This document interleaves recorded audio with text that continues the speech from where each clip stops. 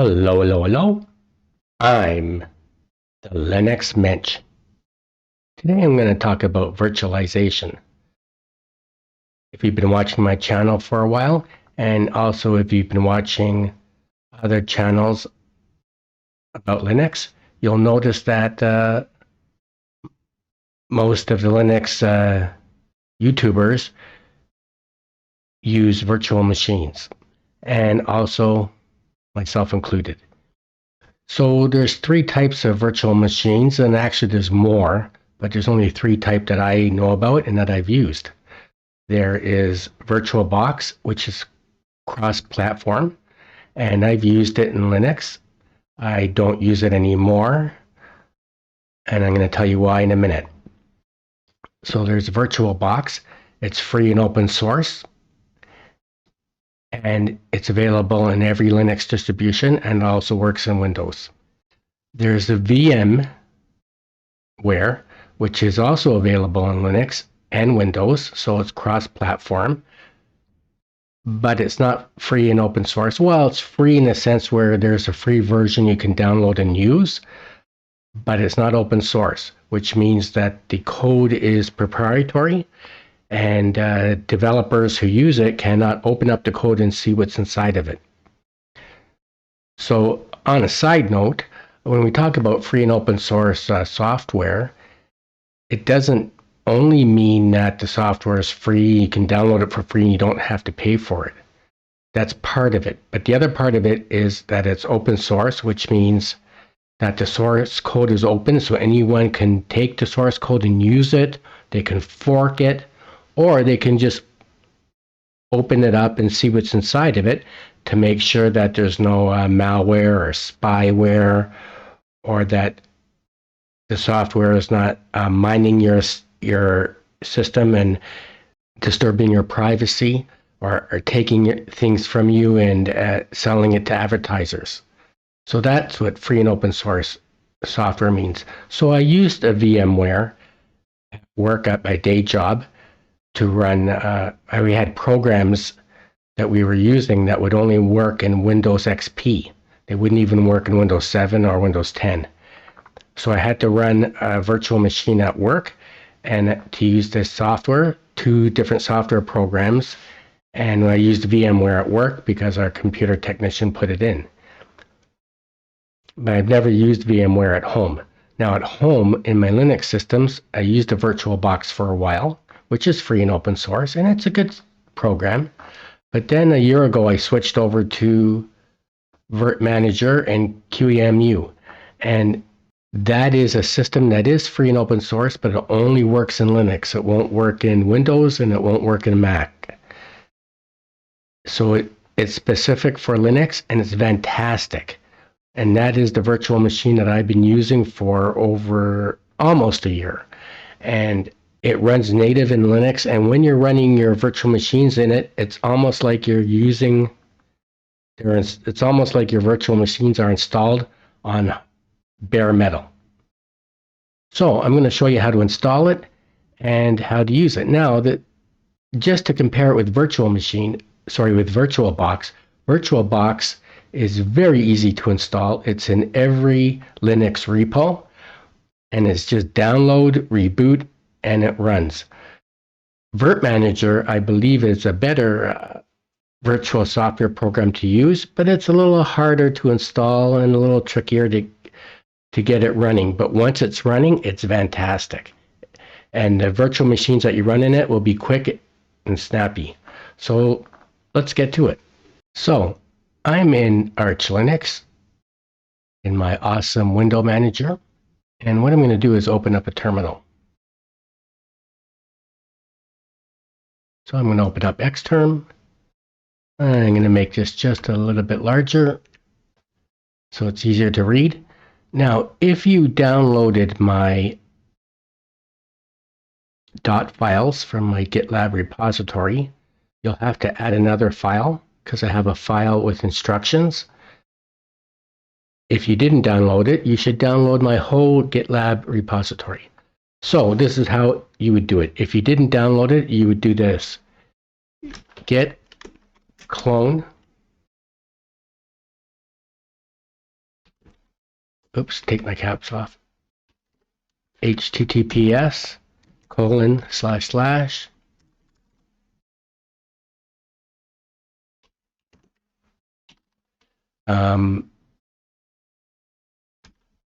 GitLab.com Artibus 1 mench git. So if you type in this command, it will download my whole repository for you, and only do that if you haven't done it in the past. If you already did this and you have my GitLab files, then what you have to do is you want to cd into that directory, mench. Then you want to type in git pull. Hit enter, and it will bring that one file, that one new file down into the directory. So I already have it installed, so let's go into it. So you want a cat. So what you want to do is type in LL, and it's the fourth from the bottom, Virt-M, capital M, install text. You just want to view that text. So you're going to type in less Virt-M and hit enter. So what you want to do is, in your terminal, you want to put this command in first, hit enter, and let it go through. If it gives you a warning that it's replacing certain files with other files, just hit yes or your enter button and let it go through. Now, when that's done, do this command. Enter that command in, put your password in, and let it run through.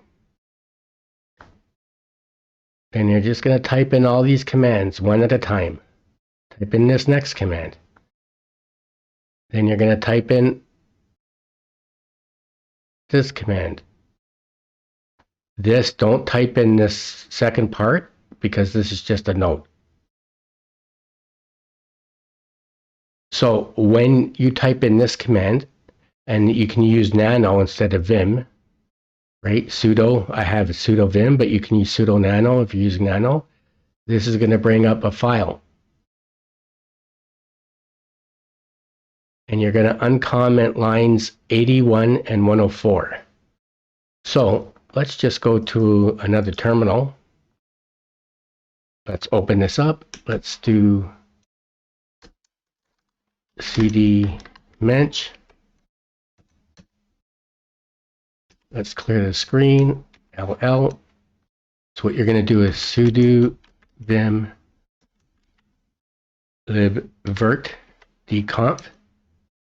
You're going to put your password in, and you're going to go down to line 81.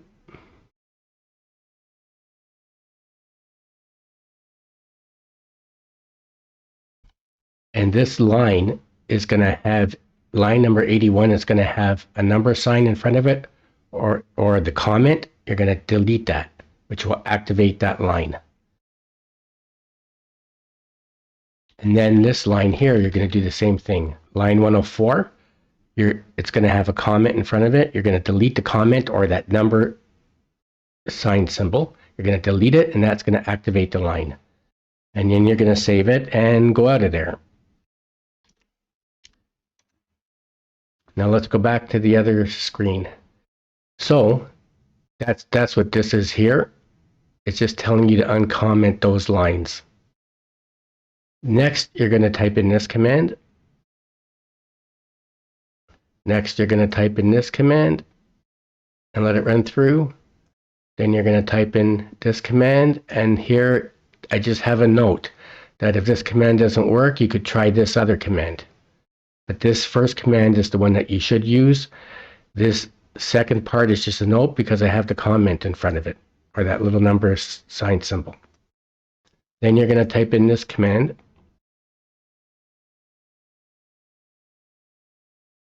And you're going to type in this command. You're going to do this. You're just going to follow these commands. You're going to type in this one, and then you're going to reboot. This bottom line you can probably ignore. It's for converting VirtualBox ISOs to libvirt ISOs, and perhaps I'll explain that in another video. But once you reboot, if everything went right and you reboot, once you reboot, you're ready to go. So let's close down there. Let's close this down. And I'm going to show you how it works. So this is Virt-Manager when you open it. And I have all these virtual machines in there already. I don't know, I guess there's about 7 or 8 of them. And it's pretty easy to use. So what you're going to do is when you want to create a new virtual machine, you're going to have your ISO. And you're going to download it and install it in the system. And you're going to hit the plus sign. Local install media, forward, browse. So I'm going to browse to a place where I know I have ISOs.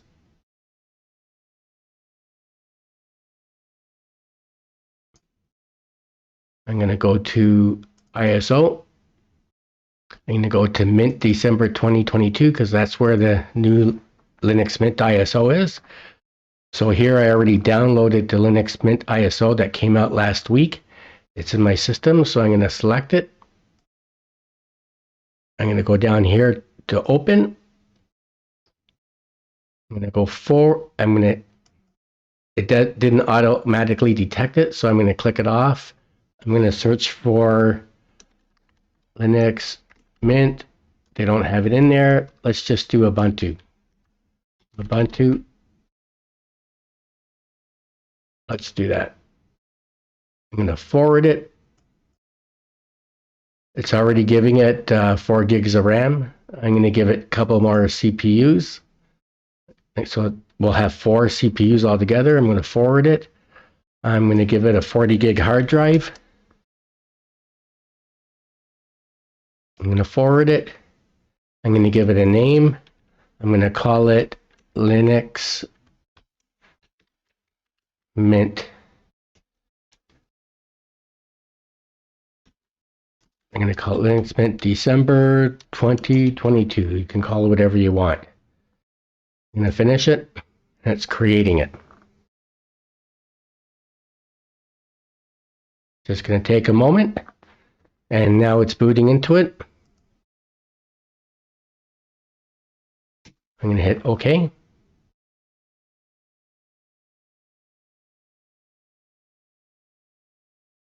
And now it's virtually booting into the live ISO for the new Linux Mint that came out a month ago.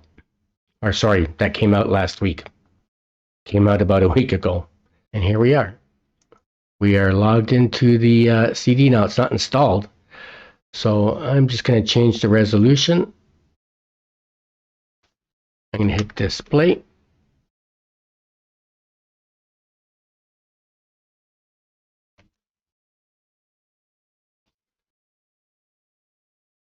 I'm going to click on, let's do 1280 by 768. Keep this new resolution, and there we are. And you know what? I'm going to change that again. Let's go into display. Let's click on, let's do 1920 by 1080. Keep it, and there we are. We are in the live ISO of Linux Mint in a virtual machine. So you can play with it, use it, get to know it. It's pretty snappy. Or you can install it. And if you click on this button, it's going to install it. It's going to install the new Linux Mint in a virtual machine. And as you can see, these virtual machines look very native. And this is how you use Virt-Manager. So it's starting the installation. It's asking me for my language. I'm going to say English. And you go forth and you can install it. Now, I'm not going to install this because I already have it installed in a virtual machine. I just wanted to show you how Virt-Manager works. So this is Virt-Manager, and as far as I'm concerned, it's the best virtual machine going for a Linux system. So that was a look at Virt-Manager, how to install it, and how to use it. Thank you for watching my video. Don't forget to push that button and subscribe to the channel. I am the Linux Mensch.